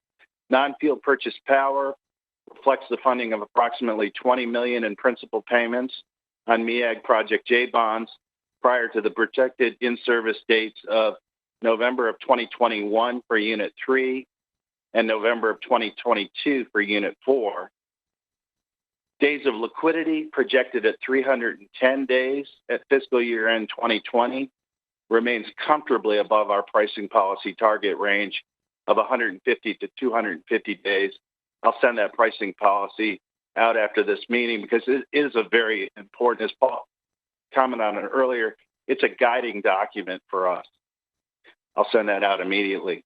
And then in the restricted fund balances, the projected approximate $55 million reduction in the debt service or sinking fund balance reflects lower upcoming principal payments in the electric system. Again, we were accelerating principal into fiscal years 17, 18, and 19 as part of a plan back in 17. We were assuming that Plant Vogtle Units 3 and 4 were going to come online in 2019 and 2020. As we know, that hasn't happened. So we've had excess cash to defease debt as a result of that base rate increase.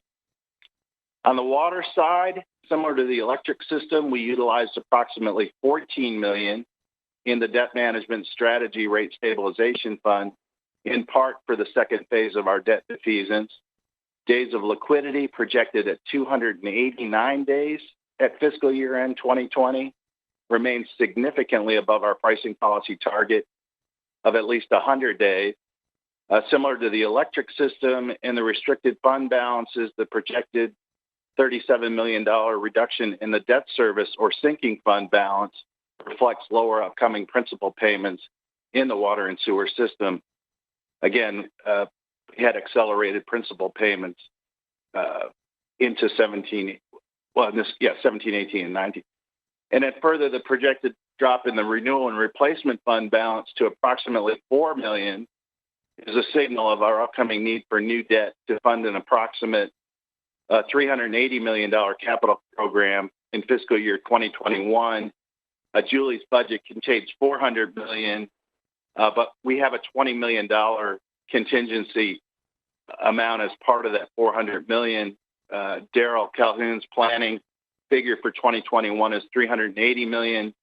That implies approximately $130 million in new borrowings, and we'll likely utilize the revolver for a period of time until we get to a decent amount to go out to the bond markets. In the past, we have done bond fundings at the outset of these capital programs, but with the short-term interest rates where they are today, it just makes sense to bridge finance these capital outlays as Daryl's group spends the money, and then we can refinance those revolver borrowings at a later date when market conditions warrant that. So that's the strategy. Just reminding you how low rates are. The 90-day T-bill, which is a rate tracked obviously by the Fed and by us, the other day was 0.14%. So it's extremely low compared to our fixed borrowing rates.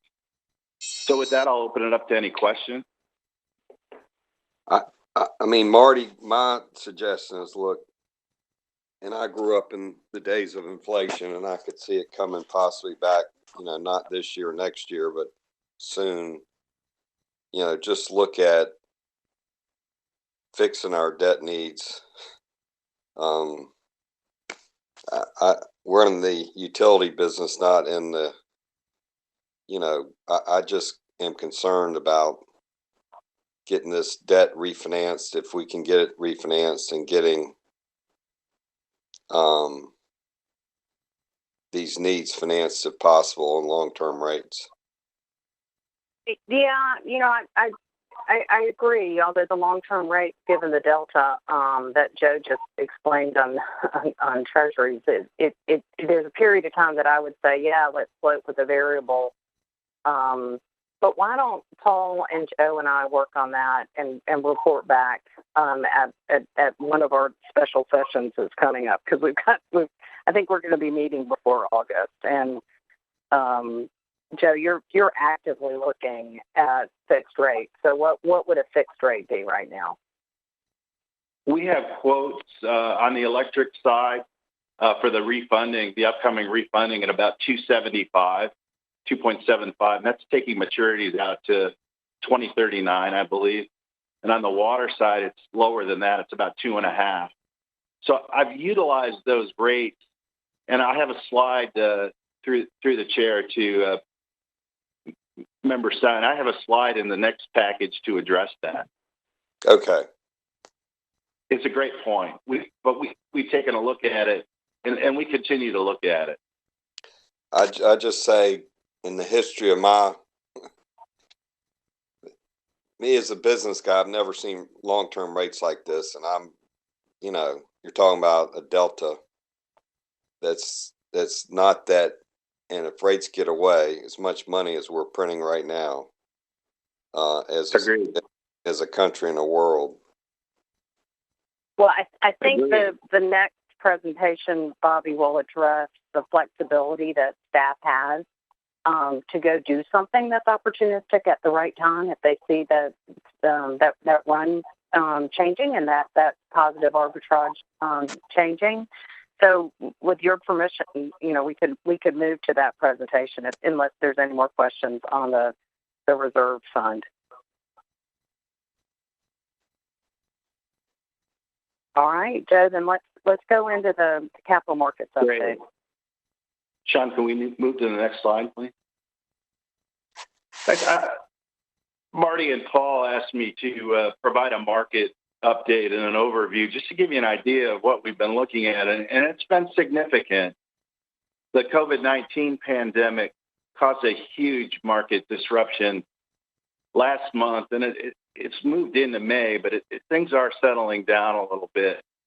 Our variable rate demand obligations, or VRDOs, you probably heard VRDNs, a lot of different acronyms, but boy, oh boy, in mid-March, we were over 9%. And having lived through the 08, 09 auction rate security mess, I was out in Nevada at the time with an investor-owned utility. It was an extreme problem, and that market disintegrated. So it's very worried. The Fed, however, stepped in with an incredible amount of stimulus money, to Mr. Stein's point, and things have moderated. The SIFMA, which is the municipal or tax-exempt weekly variable rate index, peaked at a 5.2% in mid-March. Prior to that date, we had averaged about just over 1%. Because of this concern, and particularly some U.S. Bank VRDOs, we approached U.S. Bank for a proposal on 1 and 2 year fixed rate taxable loans to replace approximately $145 million in outstanding VRDOs at U.S. Bank. We spoke to Mr. Baker and with Mike Mace, our financial advisor with PFM, for their guidance. And if you'll go to the next slide, please, Sean. We elected to take a wait and see and a pass on the U.S. Bank proposal.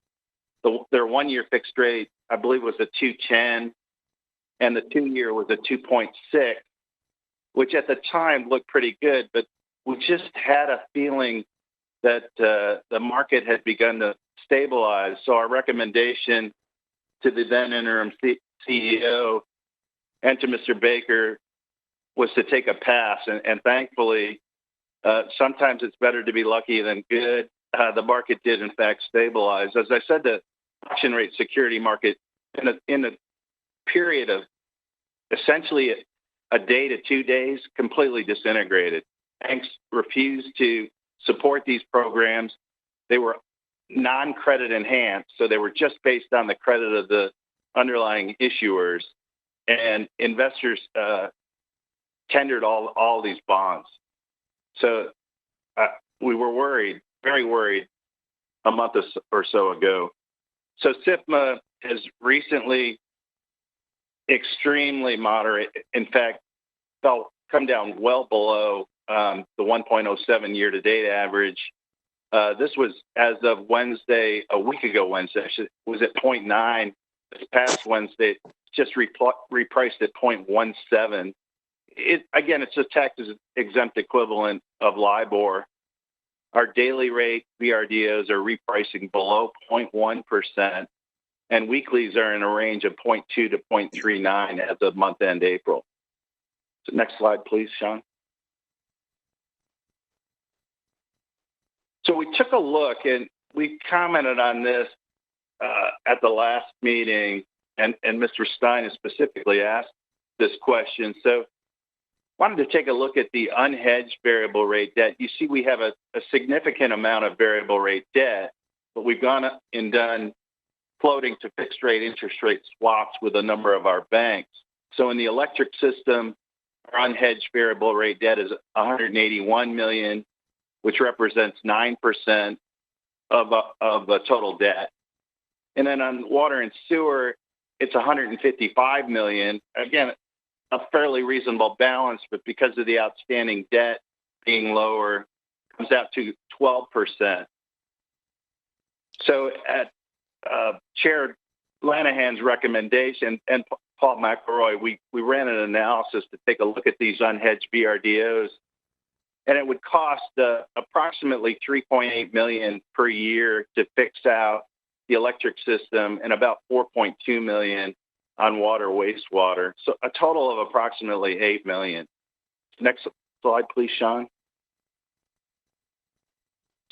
So how do we look at this? Well, Julie Crawford gave you the 2021 estimated borrowing. Again, we're pegging at a range of $130 to $150 million for 2021. But if you look at the 5-year forecast that we provided to the rating agencies, we have estimated borrowings at approximately $400 million during the next 4 fiscal years. So that percentage of variable rate, unhedged variable rate, the total debt is expected to come down to 9%, which is relatively in line with the electric system. We'll continue to monitor this.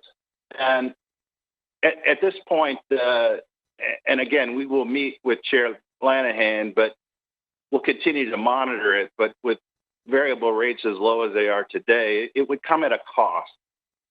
And I understand Committee Member Stein's concerns there, but it is a relatively small amount of the total debt outstanding for JEA as a whole.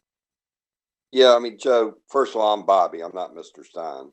Second of all, sorry, Bobby. Yeah, so, I mean, I just reiterate, long-term rates are as cheap as I can ever remember them. And, they move away. You're not going to be able to, and who knows if this is going to last 6 months or a year or 2 years, but to put that to bed, if you're looking at $8 million, a lot of money, but this thing moves away, it moves quickly. Agreed. And So, why don't you address, I guess it's 134, page 134, the delegation resolution that you're operating under? Because I think, Bobby, I think you're right. It things, especially during times of uncertainty, move very quickly. But I think that between Paul and Joe, we've given them the ability to be opportunistic or be cautionary if they desire, without us interceding. So do you want to go over that, Joe and Paul? Absolutely. And we've had these delegated resolutions in place since 2010, really at Paul's direction, to recognize that market conditions are fluid, and particularly right now. I mean, there's been days when underwriters, our bankers, have recommended not issuing. And frankly, in March and early April, that was weeks of time. So these delegated resolutions originally were for 1 year, and we extended the period to 2 years. So the current delegated resolutions expire at the end of this calendar year, December of 2020.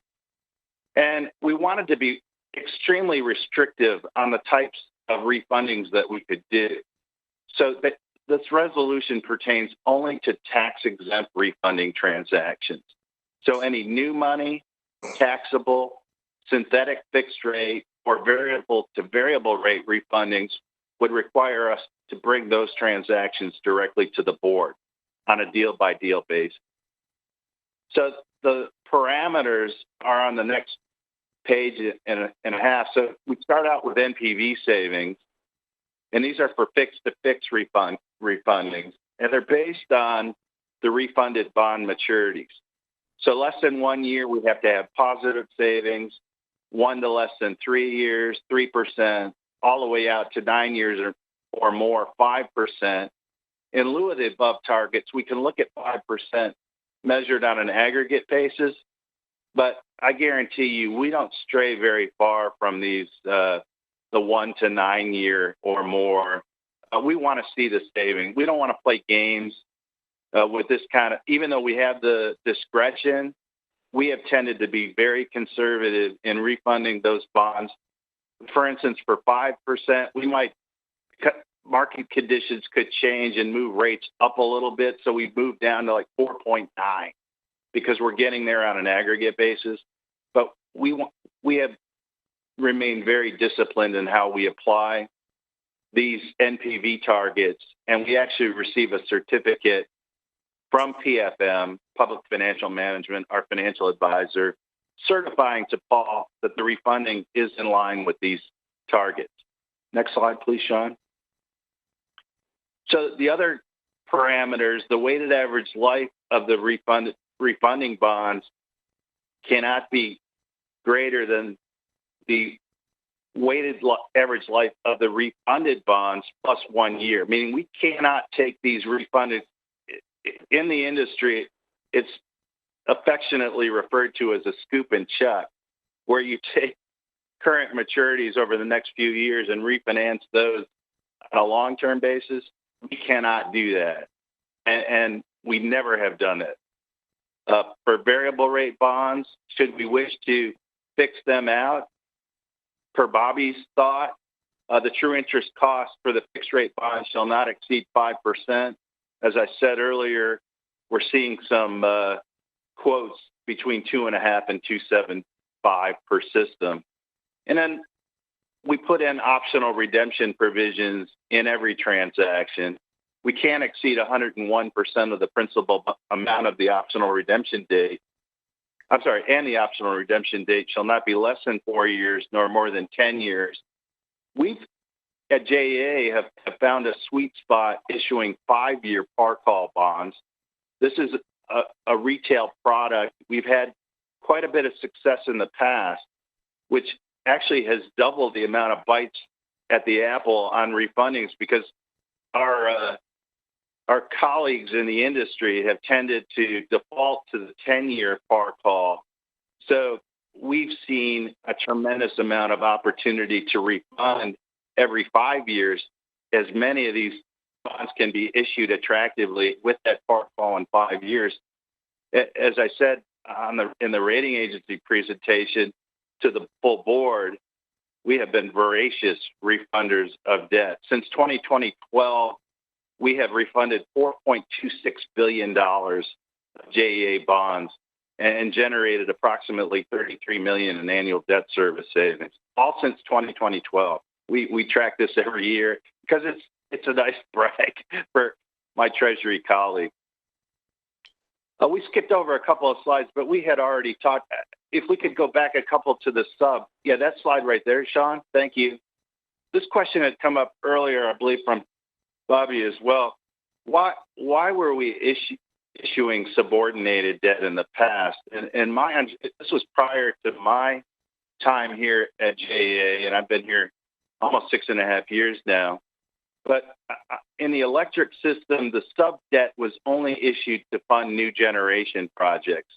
And there was a period of time in the industry, both in the investor-owned space and with municipal electric utilities, where FERC might have mandated a disaggregation, a legal disaggregation of your generation assets from your transmission and distribution.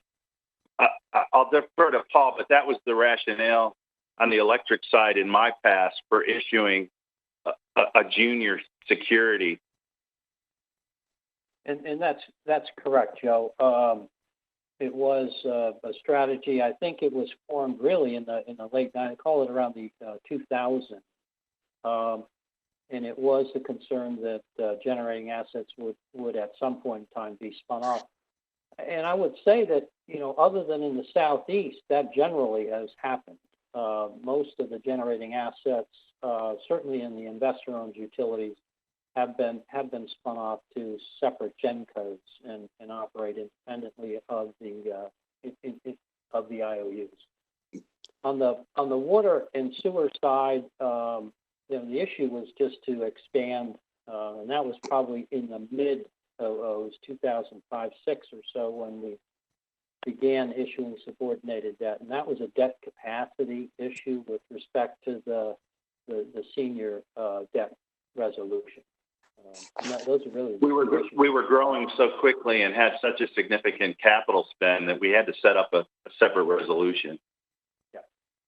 But we don't intend to issue sub debt really in either system. I shared with Chair Lanahan when we spoke prior to this committee meeting last week that a certain utility to the south, who shall be nameless, indicated to me in the past that they continued to issue first mortgage bonds for their whole system. And their view was, we want to make it as difficult as possible for FERC or anybody else to split us up. So there was a difference of opinion out of the industry on this. But we are not alone. In fact, my former utility in St. Pete and out in Nevada, we were doing unsecured bonds. We were not even, in St. Pete in particular, with the old Florida Power Corporation, we were issuing unsecured debt on the generating facilities, Paul. So this is not an uncommon strategy. And I think to the committee again too, I think if we look back historically at the spread differential between senior and subordinated in this market, the municipal market, with the ratings that JEA carried, it was insignificant. I think really coming from the private sector and thinking about subordinated debt and issuing that, historically the credit spreads, pricing spreads were significantly different, and it really carried a significantly higher cost. The margin here, the difference between the two, and in fact, I think one of the agencies used to rate the senior and the subs the same. On water and sewers, they are the same predominantly because there's so little subordinated debt. It's only 15%. And Paul, when markets are more normalized, now is not a good time to be making comparisons, but the difference in our senior versus sub bonds has been 2 to 5 basis points. So it's relatively insignificant. Bobby, does this help? Bobby, does this help a little bit? Do you have more concerns? But again, I think your points are well made. I mean, I'll just make a couple points. It's just, if we can refinance any debt in here, we should look at it. We could fix any debt in here, we should look at it. With what it went on in the ITM process, I think we should, and this is up to Paul, you and John, but I would look at, putting out an RFP for investment bankers. I think some of our investment bankers were very involved in the ITM process. Not sure about that, but I think we should evaluate that. We should evaluate our bond counsel. Those would be comments I'd make. One is there opportunities to refinance debt in here? Is there opportunities to fix debt in here? And then should we evaluate, our investment banks, and when was the last time we did that, and our bond counsel? Those would be my comments. Duly noted. I'll get with Paul on all of those items. Thank you, Marty. Sean, we'll go through the next slides really quickly. We have identified refunding candidates. We shared this slide during the rating agency presentation and have up in excess of $400 million of bonds that are currently callable that meet these delegated refunding parameters. The combination of the energy water systems would generate, these refundings would generate in excess of $3 million in annual debt service savings. So we are actively looking at refunding opportunities every day, and we can't wait to get into the market. We have not been in the bond market since we did advance refundings back in December of 2017 because of the tax reform that was done at that time, eliminating advance refundings. We raced out and did $821 million in refundings for both systems at Paul's direction, and really knocked the cover off the ball in terms of the savings that we produced back in 2017. And we did these deals in, frankly, about 4 weeks. My folks were working night and day. So we have not been in the market. These are bonds that could have been refunded for quite some time now, but we've been on the sidelines during this ITN process as things were completely uncertain as to, quote, the future of JEA. So it did not allow us to get into the market at all. I would love for us to be able to jump in, and we're working on scheduling some rating agency meetings today as a signal that JEA is indeed back, and we're back to being the superior energy and water wastewater utilities that we've been. Frankly, it couldn't delight my folks more than to be doing a bond refunding.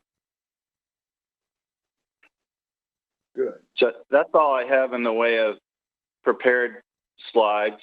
And Madam Chair, we also, with Carrie Stewart's significant assistance over the weekend, we didn't provide a agenda item for this, but we have a one-page summary of some COVID-19 metrics. We could take that up now or share that with you at a later date. It's completely at your pleasure. Yeah, no, I'm mindful of, we're almost at our stop time, and I don't want to commit my fellow board members to future meetings, but I think we've already got several that are identified. So I would suggest, Paul, if you're okay, John, if you're okay, Bobby, you're okay, we can do that a little bit later, given that we won't have really financial impact for COVID quite yet. So are you okay if we table that? Absolutely. Sure. Or do it another way. Well, we still have, I was going to make one more suggestion, being mindful of, again, timing. We've got the Energy Market Risk Policy Report, and we've asked for, and that gets into, some hedging discussions, Bobby, that I don't want to rush through. So we can have that conversation and agree to extend, I don't know, people's hard stops. I can certainly say we can extend this conversation, or we could roll that presentation into the workshop that we had discussed, which was about getting with the Energy Authority, looking at the mechanisms for fuel adjustment clause and pricing and hedging in general, which would be a deeper dive. My feeling, Marty and John, and I think Joe's on the phone also, is let's do a deeper dive, because I think the fuel mix is very important, and it's right now we've had the benefit of gas, but we are very reliant on gas today, and I just think we should think through that with the Energy Authority's assistance and Paul's assistance. So I'd rather do a deeper dive, but it's up to you and John and Joe. I'm fine with that. Bobby, I'm good with that too. Okay. And I think that works well. I don't think we have any pending big decisions in terms of the readout from the Energy Market Risk Management or Policy Report. Perfect. Well, why don't we get that deeper dive again as a workshop for the entire board, all things fuel. And Karen, sorry, we teed you up, but we're going to have more dialogue with you in the future. So if we can just hold off on your presentation today. No problem. All right, perfect. We do have announcements, and Paul and I had a little sidebar, and John, you were on for who decided Monday at 8:00 for finance. We just took the schedule that was presented and approved by the previous board.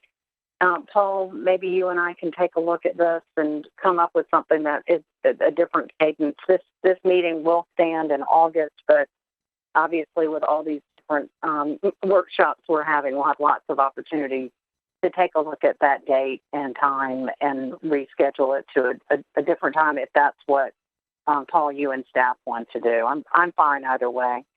But the next meeting has been set, again, subject to change.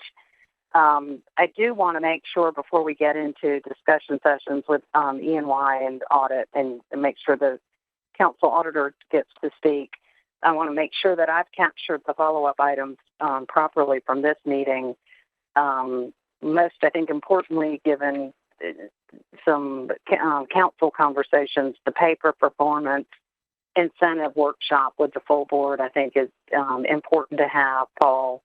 We've talked about the fuel workshop to have probably separately.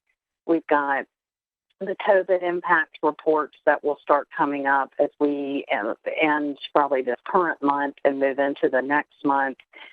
And we've got, Bobby, your assignment of looking at the investment bankers, bond counsel, and refinancing debt. And have I missed? And then the vocal shade meeting, as long as Jody's comfortable with the way we operate with that, then I'm comfortable as well. Is there anything else that we recorded as a future item that I missed? We were going to move out see if council will allow us to move out the budget presentation. Yes, sir. Thank you. Yes, I just sent to the committee and to Paul an email that cited the charter provision. The July 1st date is a hard and fast. We have to have the budget to city council honored before July 1st.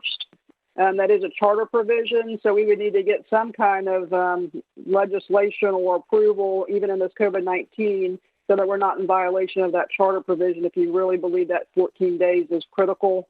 So I've just sent to the committee and to Paul the actual provision and copied Kurt on that email. If we are going to need to get some kind of a dispensation to change that 14 days, we need to get on it now if emergency legislation is required. I would suggest not pushing that. I'd rather do it right I'd rather ask for emergency legislation and do it right than push it, because we've got a lot of capital projects in this budget.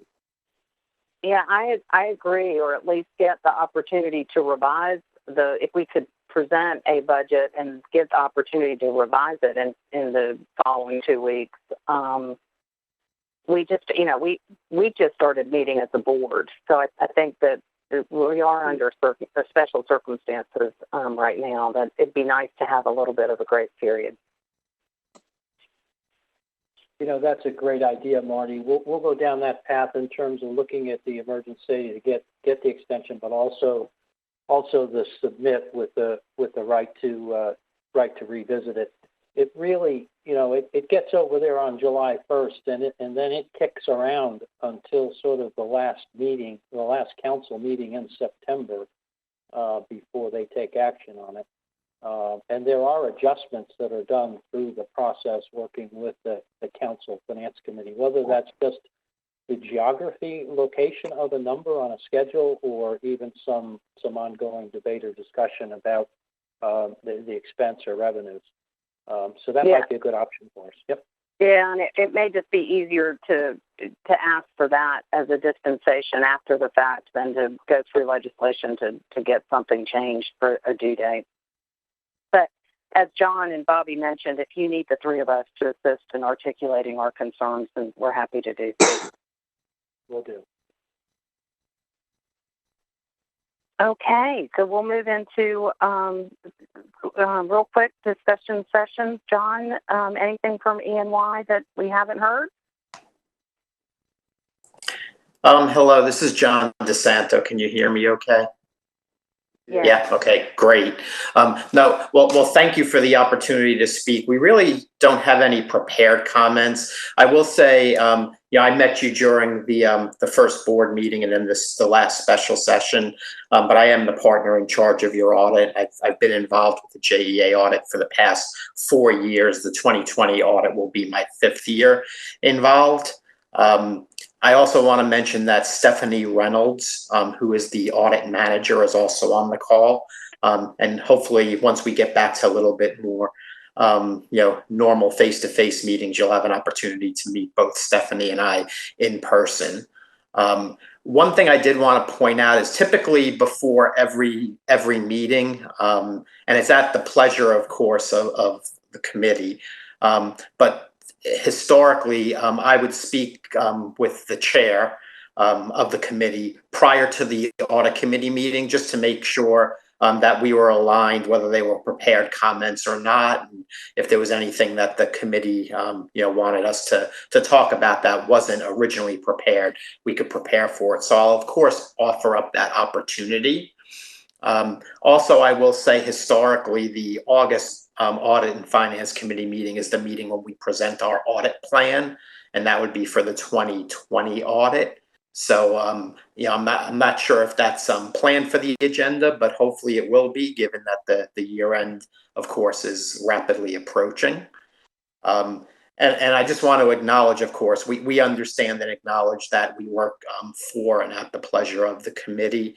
And I certainly would like for there to be a line of communication between myself as well as the committee in both directions. If there's ever anything of concern, please feel free to reach out to me anytime. So that, again, I really didn't have any prepared comments. I'll just reach out and ask if the committee has any questions for me.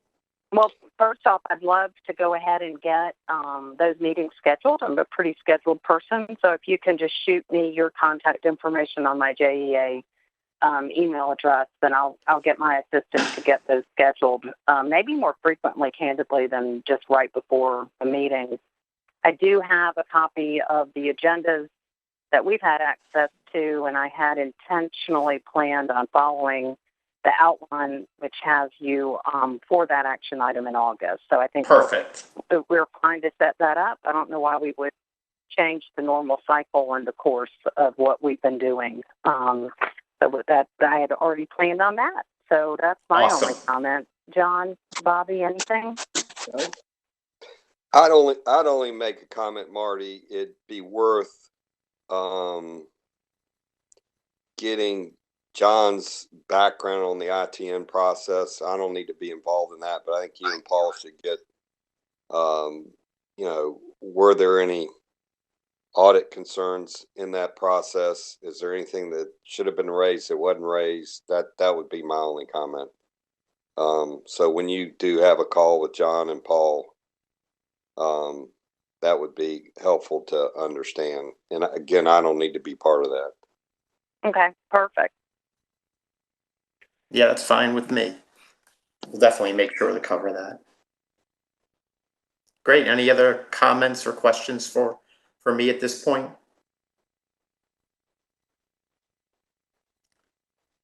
All right. Well, thank you very much for your time. We are looking very forward to working with you all as the new Audit and Finance Committee at JEA. Previously had the opportunity to work with Paul, looking forward to working with Paul again.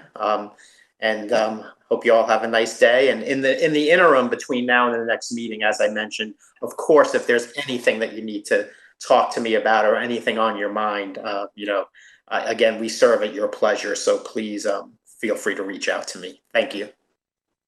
Great. Thank you very much. Steve, anything for audit services? Madam Chair, no, the only thing I'll mention, and I don't know if I'd mentioned this during my presentation, but I don't know if that was when the power knocked out your transmission. But again, I'll say we're getting ready to move into our planning for our fiscal year 21 audit plan. So certainly I would respectfully request if y'all have any concerns or areas or processes you'd like us to specifically look at, please don't hesitate to reach out, and I'll probably loop back with y'all in the coming weeks and see if there's anything of interest to y'all as well. But that's the only thing I had. Okay, great. And you also feature prominently in our August agenda from last year, so I'm sure we'll be talking quite a bit going forward. That is correct. Yes, thank you. That's all I have. Thank you. Great, thank you. Any questions for Steve? All right, Council Auditor's Office. Jeff, are you on?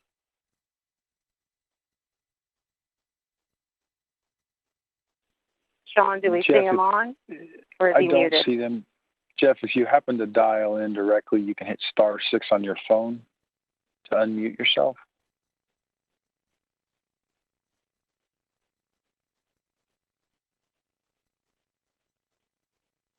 All right.